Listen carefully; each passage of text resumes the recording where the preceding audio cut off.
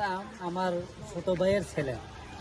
আজকে সকালে ঠিক 5:15 এমন টাইমে ফাদার সবাই ছেলেদেরকে উঠাইছিল, তো ডাকছে, উঠাইছে, আর যখন সিঁড়ি দিয়া যায় একটা একটা মারে সবাই ছেলেদের ছাত্রদেরকে।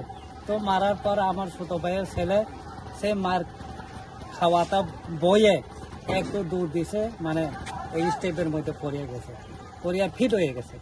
তো ফিট হওয়ার পর সেই ছেলেটাকে বিছনায় তারা শুয়াইয়া কয়েক ঘন্টা পরে আপনারে খবর দিছে। তো খবর দেওয়ার পরে আমরা আসলাম, আয়া দেখছি বিছনার পড়া, মাথা ফুলে গেছে, পিছনে অনেক ব্যথা, কোমরের ব্যথা। তো আমি আয়া ফাদারকে ফাদারে খোঁজাখুঁজি করলাম, ফাদারকে পেলাম না। 1-1:30টার সময় পাইছি। তো ফাদারে জিজ্ঞাসা করছি, ওই ফাদার কাই?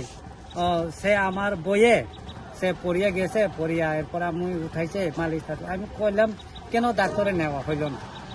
আপনি বিজি থাকতে পারে, কিন্তু অন্যজনকে নিয়ে ডাক্তারে একটু চিকিৎসা করেন, আমরা তো অনেক দূর থেকে আসতে হয়।